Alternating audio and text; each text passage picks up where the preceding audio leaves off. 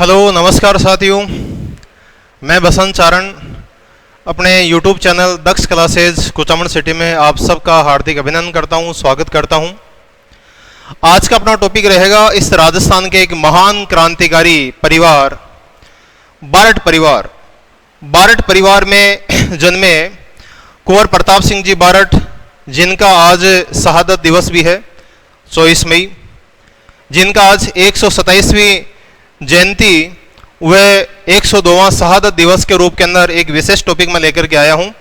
प्रताप सिंह बारठ का इस राजस्थान के स्वतंत्रता आंदोलन के अंदर विशेष योगदान, और इनके कुंवर प्रताप सिंह बारठ के जीवन परिचय के मैं बारे में बताऊं उससे पहले मैं इनके पूरे परिवार के बारे में थोड़ा संक्षिप्त परिचय देना चाहूंगा।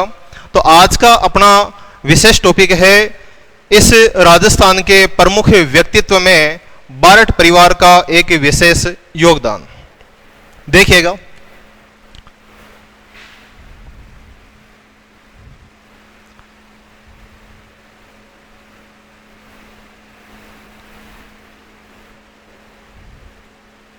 केसरी सिंह बारठ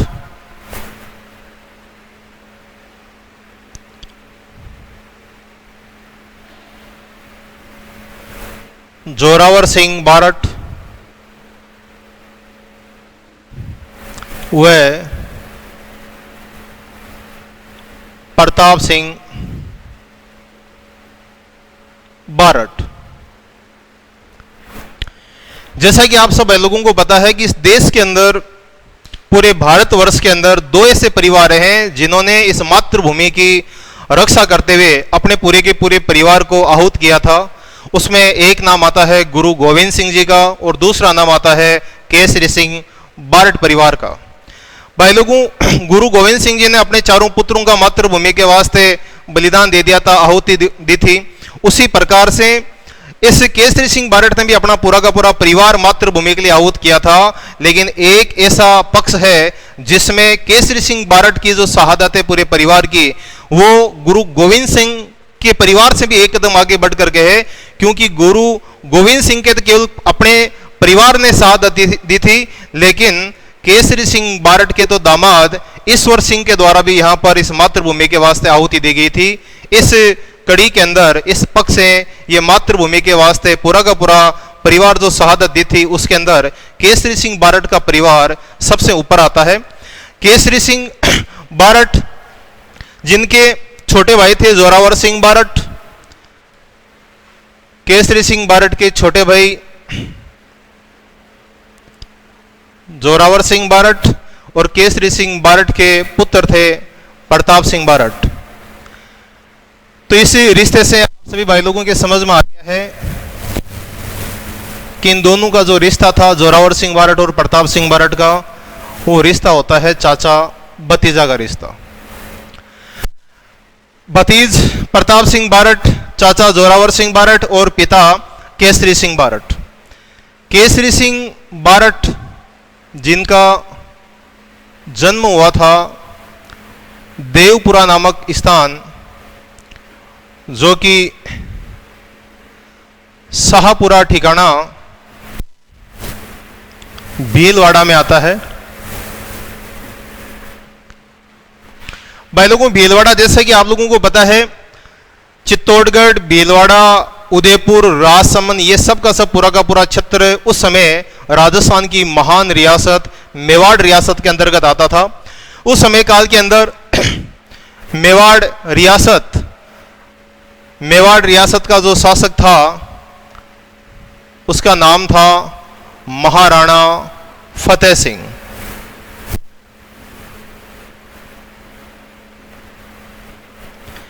केसरी सिंह बारठ, जो कि एक राजस्थान के प्रसिद्ध कवि रहे हैं, प्रसिद्ध कवि व एक महान क्रांतिकारी के रूप के अंदर इनकी पहचान है। प्रसिद्ध कवि के रूप के अंदर इनके द्वारा लिखे गए कुछ प्रमुख जो ग्रंथ हैं उसमें नाम आता है रूठी रानी, प्रताप चरित्र,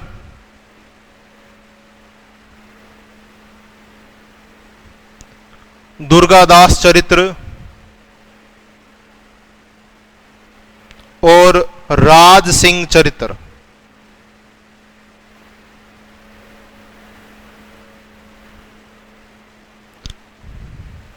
ये इनके द्वारा लिखे गए थे कुछ प्रमुख ग्रंथ। केसरी सिंह बारट इस राजस्थान के एक महान क्रांतिकारी के रूप के अंदर अपनी भूमिका उस समय महत्वपूर्ण भूमिका निभाते हैं जब 1903 के जीवन की एक सबसे महत्वपूर्ण घटना है।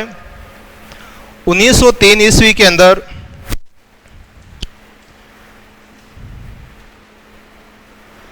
लॉर्ड कर्जन के द्वारा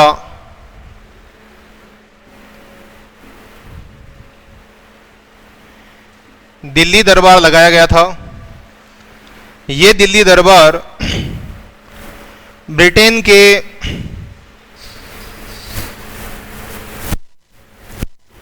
ब्रिटेन के सम्राट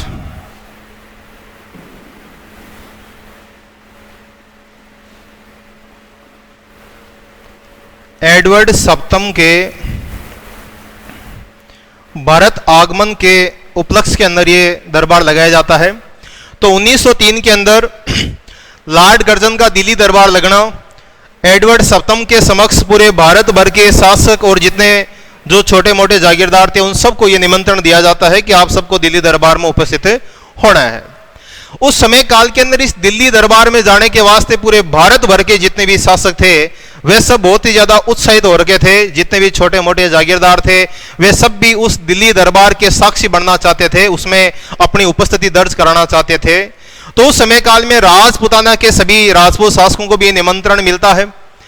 तो उसी समय काल में इस हिंदुस्तान में राजपुताना और राजपुताने की सबसे महान रियासत मेवाड़ रियासत और मेवाड़ रियासत का उस समय समकालीन शासक महाराणा फतेह सिंह भी इस दिल्ली दरबार में जाने के वास्ते तैयार रहता है और वह जाने की तैयारी करने लगा। बहुत अच्छी प्रकार से मेकअप सेकअप करके अपनी मूछों को ताव दे करके और उसके लिए बड़ा उत्साहित हो रखा था कि मुझे दिल्ली दरबार में जाना है और जाकर के लॉर्ड कर्जन के दरबार में उपस्थित होना है और एडवर्ड सप्तम के सामने जाकर के मुझे वहां पर सलामी देनी है। इस बात का पता चलता है केसरी सिंह बारट को। केसरी सिंह बारट जिसके समक्ष इस मेवाड़ का महान वो इतिहास उसके सामने था, तब उसकी आंखें भर आती है कि देखो आज कैसा दिन आ गया कि एक वो समय था जिस समय मेवाड़ रियासत के उन महाराणाओं ने अपनी मातृभूमि के वास्ते उसे स्वतंत्र रखने के वास्ते और किसी के सामने शीश नहीं झुकाने के वास्ते उन्होंने अपने शीश कटा लिए थे, लेकिन कभी भी किसी के सामने शीश झुकाए नहीं थे। एक कवि की कल्पना में कहा गया है कि तूफानी कभी रुके नहीं, कि तूफानी कभी रुके नहीं, शीश कटे पर कभी झुके नहीं। इस प्रकार की भावना वाला वो जो मेवाड़ रियासत थी, उस मेवाड़ रियासत का आज एक ऐसा शासक है जो वहां पर जाकर के दिल्ली दरबार में अपना शीश झुकाना चाहता है, जिसने उन वीर योद्धाओं महाराणा प्रताप, राणा सांगा, बप्पा रावल, महाराणा कुंभा, महाराणा राज सिंह, उन सब का जो एक उज्जवल इतिहास था उसके ऊपर एक कलंक लगने जा रहा था। और इस प्रकार से उस मेवाड़ी धरा, वो मेवाड़ी धरा जो एक महान इतिहास रखने वाली धरा थी, उसका जब इतिहास इस प्रकार से कलंकित हो जाएगा और वो भी जब इस प्रकार के एक चारण कवि के रहते हुए, तब आखिरकार के अंदर उसका इस महाराणा को वहां पर जाने के लिए उसे रोकने के वास्ते उसका मन करता है। और उसी संदर्भ के अंदर आखिर एक कवि की सबसे बड़ी जो सबसे बड़ा हथियार होता है कलम, वो अपनी कलम उठाता है और वो लिख भेजता है इस महाराणा फतेह सिंह के पास में 13 सोरठ है। इस केस द्वारा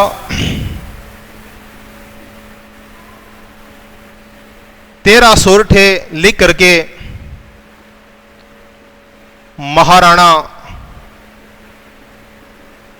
फतेह सिंह के पास में भेजा जाता है। उस समय महाराणा फतेह सिंह जो कि दिल्ली जाने के वास्ते शाहपुरा रेलवे स्टेशन तक पहुंच चुके थे, उस समय केसरी सिंह बारट ने अपने शिष्य कह सकते हुए इस राजस्थान के एक प्रसिद्ध क्रांतिकारी गोपाल सिंह खरवा जो अजमेर से बिलोंग करते हैं, खरवा ठिकाने से बिलोंग करते हैं, तो गोपाल सिंह खरवा के हाथों वे 13 सोठों का लिखा हुआ जो संदेश है वो महाराणा फतेह सिंह के पास पहुंचाया जाता है। और महाराणा फतेह सिंह उस समय रेलवे स्टेशन के ऊपर पहुंच गए थे, रेल में बैठ गए थे, उस समय काल में उसे वो संदेशा दिया जाता है। जैसे ही उस संदेश को खोल करके और महाराणा फतेह सिंह के द्वारा पढ़ा जाता है, तब महाराणा फतेह सिंह कहता है कि काश ये संदेशा मुझे चित्तौड़गढ़ दुर्ग के अंदर प्राप्त हो जाता तो मैं आज दिल्ली के वास्ते रवाना नहीं होता। लेकिन अब जब दिल्ली के वास्ते यहां तक रेलवे स्टेशन तक पहुंच चुका हूं और चारों तरफ पूरा का पूरा सुरक्षा घेरा अंग्रेजों का है, अंग्रेजों के द्वारा विशेष रेल यहां पर पहुंचाई गई है, और अब मैं अगर इसके अंदर नहीं जाऊंगा तो ये थोड़ा गलत हो जाएगा। आखिरकार महाराणा दिल्ली तो जाता है, लेकिन उन 13 सोठों को रास्ते के अंदर बार बार पड़ता है, जिससे उस महाराणा का सोया हुआ स्वाभिमान जाग जाता है और वो महाराणा फतेह सिंह दिल्ली तो जाता है, लेकिन दिल्ली दरबार में उपस्थित नहीं होता है। इस प्रकार से केसरी सिंह बारठ ने अपनी कलम के प्रहार से उस मेवाड़ का सोया हुआ, उस महाराणा फतेह सिंह का सोया हुआ स्वाभिमान जगा दिया, और एक क्रांतिकारी लेखक ने इस मेवाड़ का स्वाभिमान बनाए रखा। इस प्रकार से ये जो 13 सोठ थे, इन 13 सोठों को इतिहास के अंदर इतिहासकारों ने चेतावनीरा चुंगट्या के नाम से जाना जाता है।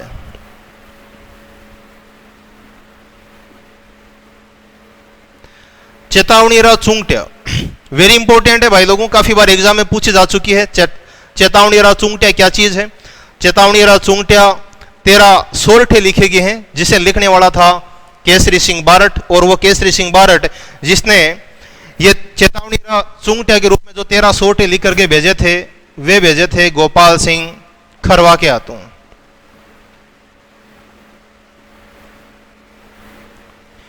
इस प्रकार से मेवाड़ की आन बान शान और स्वाभिमान को बनाए रखने में केसरी सिंह बारठ का जो योगदान है बहुत ही अतुलनीय है। इसी कड़ी में इनके जीवन की एक महत्वपूर्ण घटना और होती है कि जिस समय काल के अंदर सभी क्रांतिकारी अपनी मातृभूमि को आजाद कराने का प्रयास कर रहे थे, उनके पास में धन की कमी थी, और आखिरकार इन सभी क्रांतिकारियों ने एक योजना बनाई, और योजना बना करके और आखिरकार उस समय काल के एक साधु संत महंत जिसका नाम था प्यारेलाल, उस साधु प्यारेलाल की 1912 ईस्वी के अंदर इस केसरी सिंह बारठ और इनके साथ में कुछ सहयोगियों ने मिलकर के और कोटा के अंदर आखिरकार उसकी कर दी जाती है हत्या। 1912 ईस्वी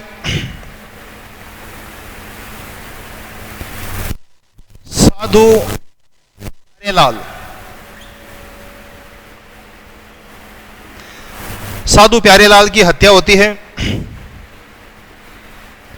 स्थान था कोटा, और इस प्रकार से ये जो हत्या की गई थी, इसके पीछे कारण था धन की प्राप्ति। साधु प्यारेलाल के पास में धन संपदा थी और उससे क्रांतिकारी प्राप्त करके अपनी क्रांतिकारी गतिविधियों को अंजाम देते हैं। आखिरकार भाई लोगों 1914 के अंदर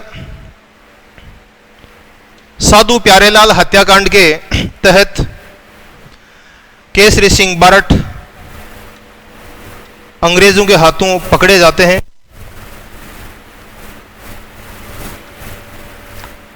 केसरी सिंह जी हो जाते हैं गिरफ्तार।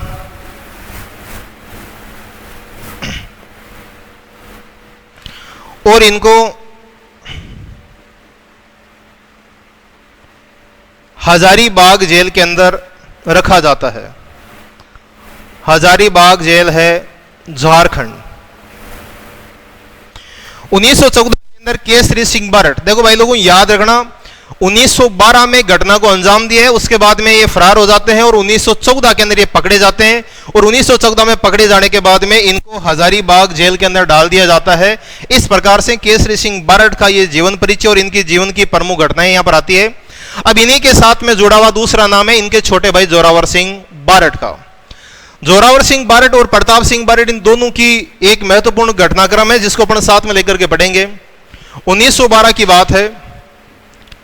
उसी समय काल के अंदर कुछ दिन पहले राजधानी परिवर्तन किया गया था, जो कि अपने इस देश की राजधानी पहले कलकत्ता हुआ करती थी, जिसे दिल्ली किया गया था।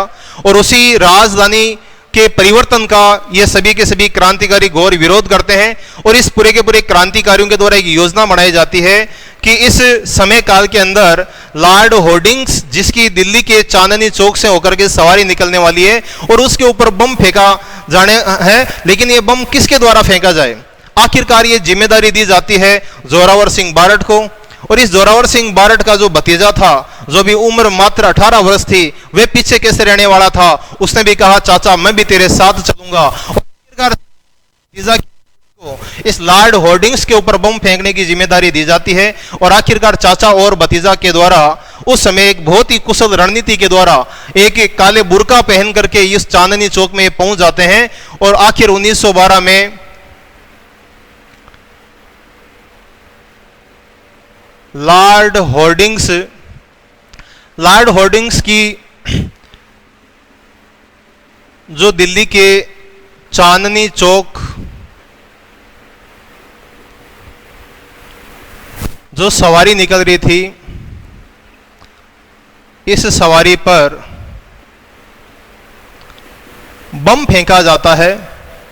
लेकिन मैं कहूंगा कि हिंदुस्तान का दुर्भाग्य था और अंग्रेजों का भाग्य था, भाग्य ने साथ दिया। और इस बम फेंके जाने पर लॉर्ड होर्डिंग्स बच जाता है।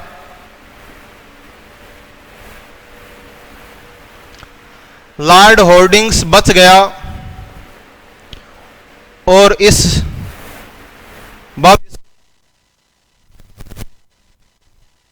हाथी को चलाने वाला या महावत, वह जो हाथी था जिसके ऊपर ये सवार था,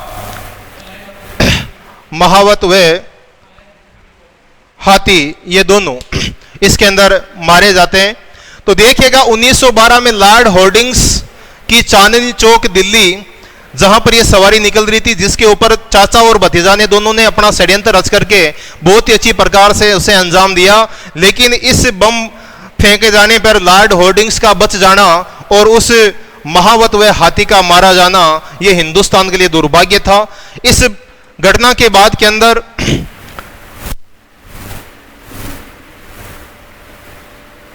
जोरावर सिंह यहां से भाग करके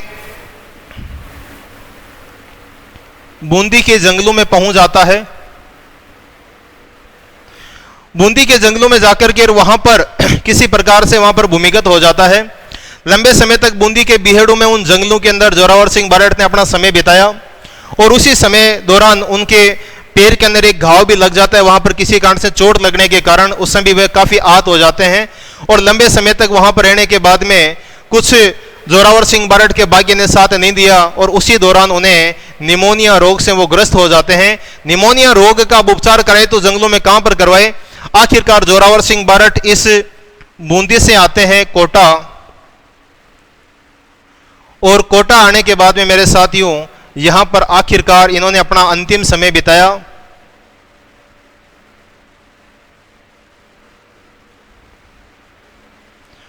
और निमोनिया रोग से आखिरकार इनकी होती है मृत्यु 1939 ईस्वी में।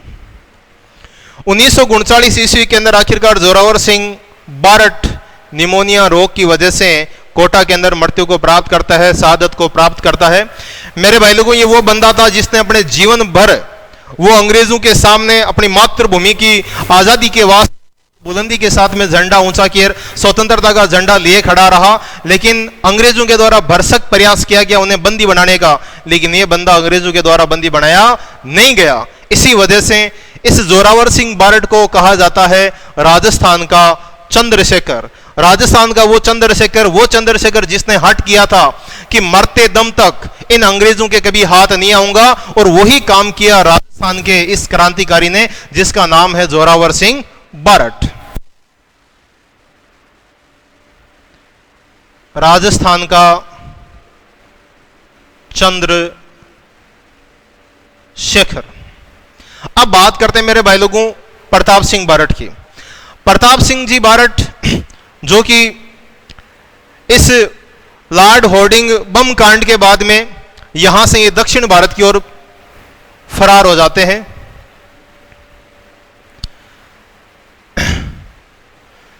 दक्षिण भारत फरार हो गए और लंबे समय तक दक्षिण भारत में वहां पर रहने के बाद में ये आखिरकार अपने मित्र से मिलने के वास्ते जोधपुर के पास में आसा नाडा नामक स्थान है। आसा नाडा जो एक रेलवे स्टेशन है।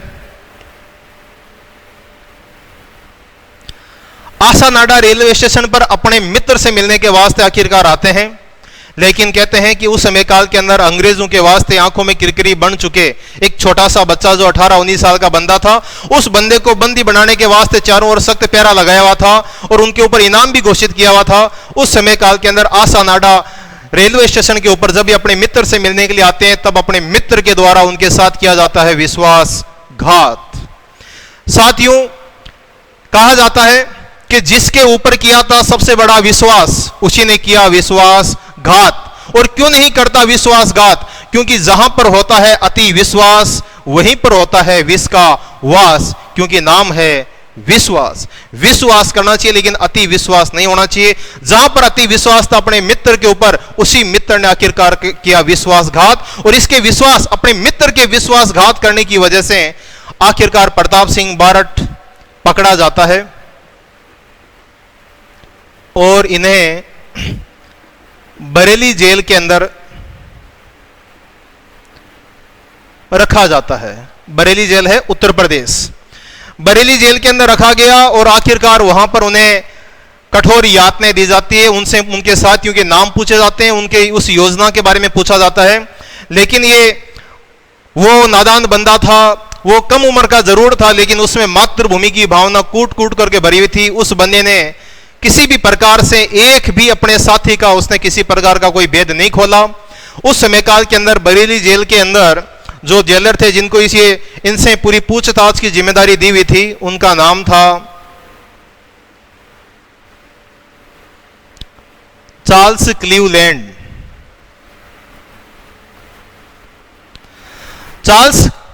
चार्ल्स क्लीवलैंड के द्वारा उनसे पूछा जाता है, पूछताछ की जाती है, जिसमें वो किसी प्रकार का भेद जब नहीं खोलते हैं, तब चार्ल्स क्लीवलैंड के द्वारा दिमाग लगाया जाता है। और उस समय काल के अंदर प्रताप सिंह बारट के जो पिता हैं केसरी सिंह बारट जी, वे उस समय काल के अंदर हजारीबाग जेल, झारखंड के इस हजारीबाग जेल के अंदर वहां पर कैद किए हुए थे।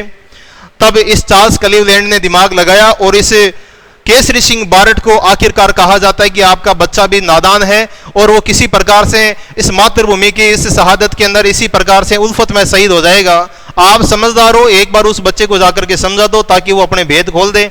और दूसरी तरफ उसने ये सोचा कि केसरी सिंह बारट की जो दशा उन्होंने अंग्रेजों ने कर रखी थी, उस दशा को देख करके छोटे बच्चे का अपने पिता की दशा देख करके और उसका मन पिघल जाएगा और वो अपने पूरे सारे भेद खोल देगा। और आखिरकार इसी योजना के तहत केसरी सिंह बारट को लाया जाता है बरेली जेल के अंदर अपने बेटे प्रताप सिंह बारट के सामने।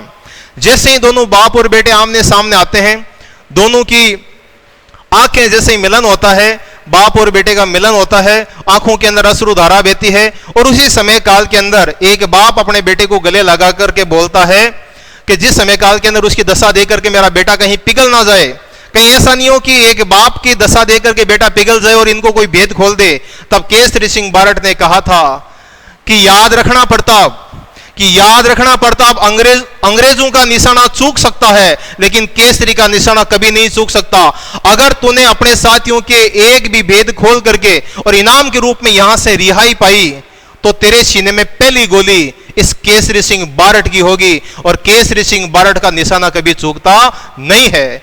तब उसने हंस करके वापस अपने पिता को जवाब दिया कि दादा हुक्म, आपके निशाने को मुझसे बेहतर कौन जान सकता है। निश्चिंत रहो दादा हुक्म, 1% एक छोटा सा भेद भी मैं इनको अपने क्रांतिकारियों के, अपने मित्रों के इनको एक भेद भी नहीं दूंगा, आप निश्चिंत रहें। तब एक बाप को अपने बेटे के ऊपर गर्व होता है और उसे सीने से लगा लेता है। और आखिरकार एक बाप अपने बेटे को गला लगा करके, और वहां से ये इन दोनों के बाप और बेटे का एक अंतिम मिलन था। इसके बाद में बाप और बेटे का मिलन नहीं हुआ था। प्रश्न भी बनता है, जोरावर केसरी सिंह बारट और प्रताप सिंह बारट की अंतिम मुलाकात किस जेल में हुई है, कौन से स्थान पर हुई थी? तो वो जेल है बरेली जेल। आखिरकार पिता अपने बेटे की इस प्रकार की भावना, मातृभूमि के प्रति भावना को देख करके ओत प्रोत होकर के सीना को गर्व के साथ में चौड़ा करके वहां से वापस हजारीबाग आ जाता है और वहां पर पहला जो प्रयास था उसका असफल हो जाता है। अब दूसरा प्रयास फिर से एक बार करता है। चार्ल्स क्लीवलैंड की छोटा बच्चा है, पिता के सामने इस प्रकार से उनकी दशा देख करके ये बंदा नहीं पिघल पाया, लेकिन एक बच्चा अपनी मां के प्रति बहुत ज्यादा प्रेम भाव रखता है, तभी वो दिमाग लगा करके आखिरकार दूसरा अपना प्रयास करता है। और एक दिन वो उसे कह बैठता है, कबे नादान परिंदे, अरे नादान बच्चे, तू कम से कम अपने लिए तो नहीं लेकिन अपनी मां के बारे में तो सोच। वो मां जो वहां पर घर में बैठे रात दिन बिलखती रहती है, तेरा चांद सा मुखड़ा देखने के वास्ते हर समय वो तरसती रहती है। वो मां जिसने रात और दिन हर समय रोना बिलखना और उसने खाना तक छोड़ दिया है, और वो तेरे वास्ते इस प्रकार से हर समय काल के अंदर तरसती रहती है। उस मां से तुम्हें अगर मिलना है तो तुम्हें एक छोटा सा काम करना पड़ेगा, बस अपने मित्रों के वास्ते अपने मित्रों के भेद हमें बता दे और हम तुम्हें यहां से इनाम के रूप में यहां से रिहाई कर देंगे। भाई लोगों, जितना अच्छा प्रयास करना था चार्ल्स क्लीवलैंड ने किया था, लेकिन उससे भी अच्छा जो जवाब दिया था वो प्रताप सिंह बारट का था। प्रताप सिंह बारट ने जो जवाब दिया वो इतिहास के पन्नों में अमर हो गया और एक उज्जवल अक्षरों में, स्वर्णिम अक्षरों में लिखा गया और एक जीके का क्वेश्चन बन गया। कुंवर प्रताप सिंह बारट कहते हैं, चार्ल्स क्लीवलैंड को वापस जवाब देते हैं कि मेरी मां रोती है तो उसे रोने दो, कि मेरी मां रोती है तो उसे रोने दो, उसे बिलखने दो। मैं अपनी एक मां को हंसाने के वास्ते, मैं अपनी एक मां को हंसाने के वास्ते उन हजारों माताओं को रुला नहीं सकता। आखिरकार ये अंतिम शब्द थे इस कुंवर प्रताप सिंह बारट के। इसके बाद में चार्ल्स क्लीवलैंड का उसके ऊपर जो कहर है वो बरसता है और आखिरकार कठोर यातनाएं सहन करता हुआ ये माई का ला, ये माई का वो मातृभूमि का वो पुत्र था जिसने अंतिम समय तक इसने कठोर यातनाएं सही, लेकिन एक भी मित्र के बारे में इसने भेद नहीं खोला। और ये इस बरेली जेल के अंदर 1918 ईस्वी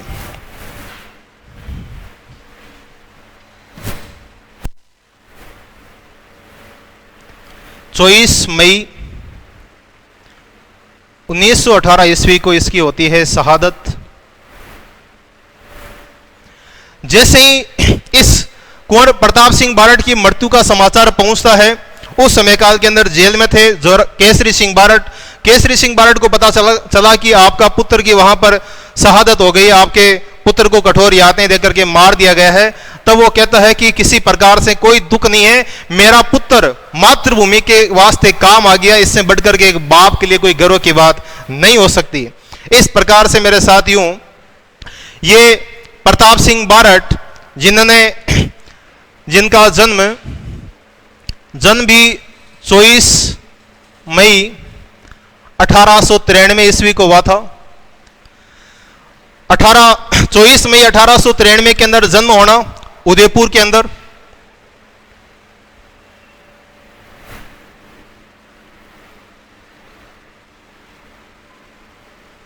जन्म हुआ उदयपुर के अंदर और मृत्यु होती है आखिरकार बरेली जेल के अंदर 24 मई 1918। यानी कि जन्म दिवस भी था 24 मई और शहादत दिवस भी था 24 मई।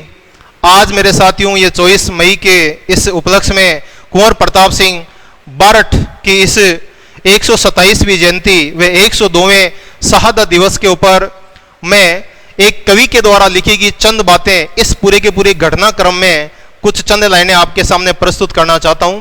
एक कवि ने बहुत ही अच्छी प्रकार से इस अंतिम वक्तव्य को अपनी कविता की चंद लाइनों के अंदर लिखा है कि जब वो जेल के अंदर थे और उस समय काल के अंदर जब उसे बहुत बड़ा प्रलोभन दिया गया था, अपनी माता का वास्ता दिया गया था, पिता का वास्ता दिया गया था, तो उस समय काल में किस प्रकार की घटनाक्रम घटित होती है देखिएगा।